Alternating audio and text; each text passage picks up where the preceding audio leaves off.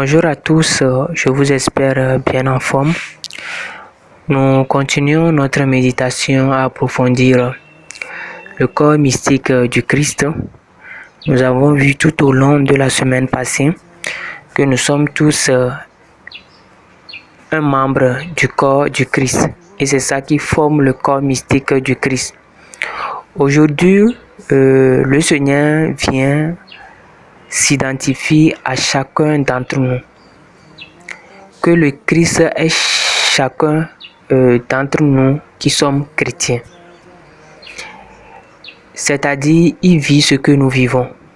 Il traverse ce que nous traversons, nos joies, nos peines. Quotidiennement, chaque jour, il est avec nous quand nous mangeons, quand nous prions, quand nous travaillons, quand nous pensons à quelqu'un d'autre, il est avec nous. C'est ce que nous allons voir avec la conversion de Saint Paul dans Actes chapitre 9, versets 1 à 5. Je vous inviterai à le lire. Et du premier verset au 5e.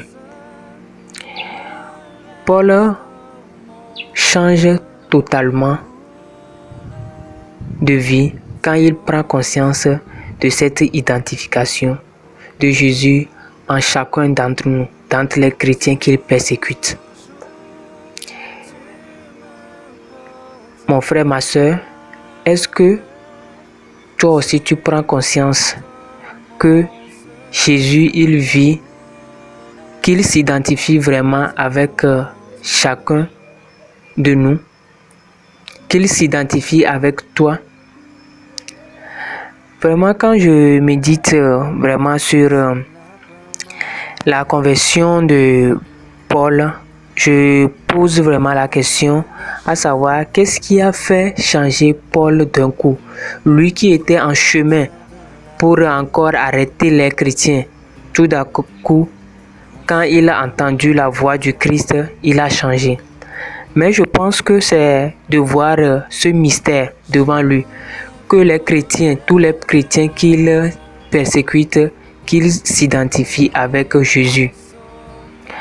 Je cite le verset 4 et 5 de Actes chapitre 9, verset 1 à 5. Le verset 4, je cite.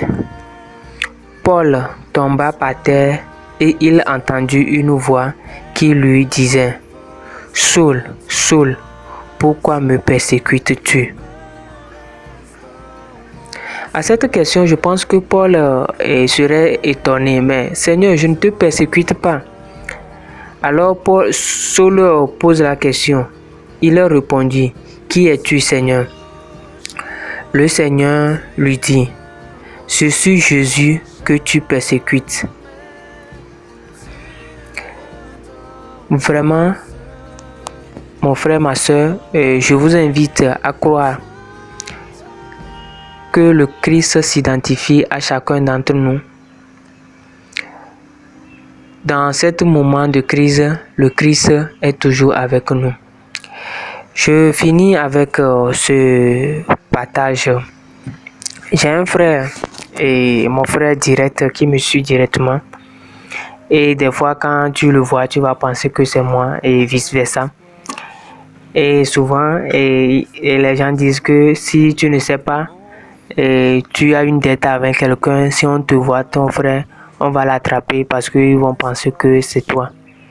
Mais c'est comme ça, le Christ, lui, nous dit que oui, il s'identifie en nous dans tout ce que nous vivons. Et bon, un jour, j'étais absent et un camarade était venu chez moi. Donc, il devait venir m'appeler. Donc j'ai laissé la consigne sur le petit frère s'il vient de l'indiquer comme ça. Quand il était venu au début, c'est après lui-même, il m'a raconté que le frère aussi n'a pas fait comme si c'est pas lui. Il parlait comme c'est moi. Donc, très tôt, il n'a pas reconnu que c'est pas moi. Que lui pensait que c'est à la dernière moment qu'il s'est reconnu. C'est comme ça, Jésus aussi se présente devant nos situations. Il prend nos situations à cœur comme c'était pour lui.